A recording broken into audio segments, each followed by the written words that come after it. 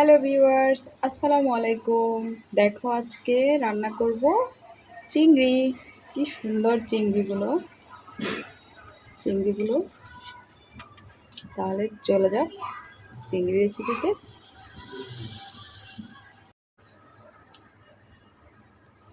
তেল অলমোস্ট দিয়ে দিলাম।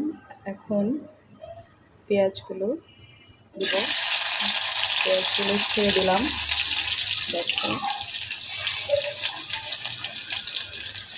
চিংড়ি মাছটা আসলে আমার অনেক প্রিয়।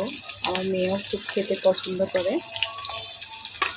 তো আজকে আমাদের মামের পছন্দের চিংড়ি রান্না হবে। তোমরা দেখতে থাকো আমি ঝটপট চিংড়ি এটা কীভাবে। দেখো আমার পেঁয়াজটা অলমোস্ট ভাজি হয়ে গেছে, তো বাদামি কালার চলে আসছে। দেখো আমি এখন একটু নারকেল বাটা দেব, একটু সরিষা বাটা, সাথে হালকা একটু আদা পেস্ট দিলাম। চিংড়ির সাথে আসলে এগুলো অনেক ভালো যায়, আমার ভালো লাগে। অনেকে অনেকভাবে রান্না করতে পারে, তো আমি এভাবে রান্না করতেছি। ভালো লাগলে লাইক কমেন্ট শেয়ার দিও ফ্রেন্ডস।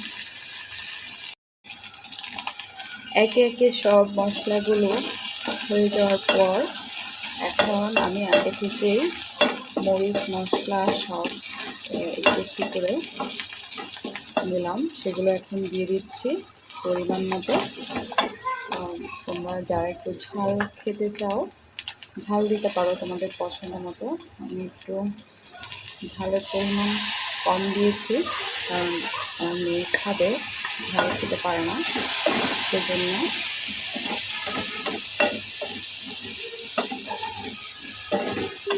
তো আমার মশলাগুলো যখন কষানো হয়ে যাবে তখনই আমি চিংড়ি মাছটা দিয়ে দেবো।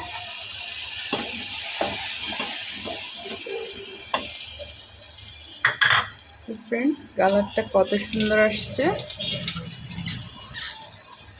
আর একটু পানি দেবো, একটু ভালো করে মরিচ মশলাগুলো কষানো লাগবে।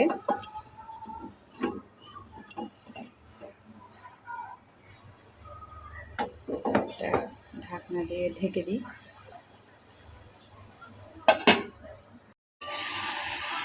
আমার মশলা কষানো শেষ। দেখো তেলগুলো সুন্দর করে ভেসে উঠেছে, তেল উপরে ভেসে উঠেছে, মানে আমার মশলাগুলো কষানো হয়ে গেছে।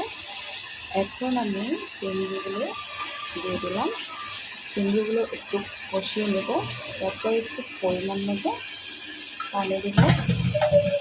দেন হয়ে যাবে আমার মজাদার চিংড়ি কারি।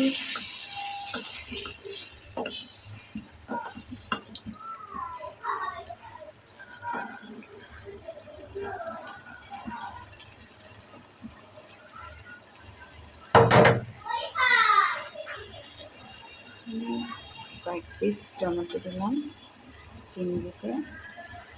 টমেটো যদি না দিই তাহলে এটার স্বাদটাই থেকে যাবে, দিলে একটু ভালো লাগবে।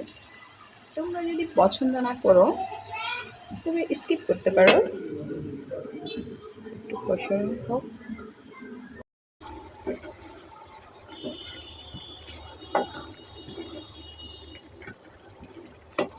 কি সুন্দর স্মেল আসতেছে ভিউয়ার্স, তোমরা খেলে চলে আসো, আমার বাসায় দাওয়াত থাকলো।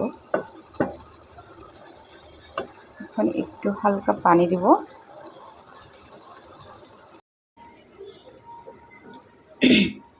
পরিমাণ মতো পানি দিয়েছি, পানিগুলো একটু ভালো করে মাছগুলো হোক। আবার আসছি। ফাইনালি ভিউয়ার্স, আমার চিংড়ি অলমোস্ট হয়ে গেছে। সবশেষে এখন ধনিয়া পাতা তো দিতেই হবে।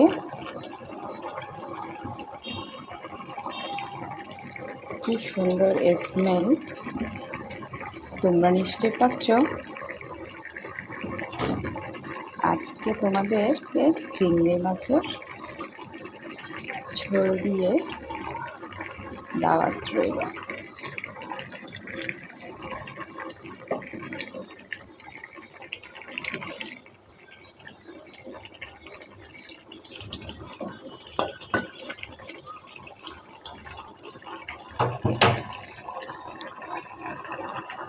আল্লাহ হাফেজ ফ্রেন্ডস, ভালো থাকবা, টাটা, বাই বাই।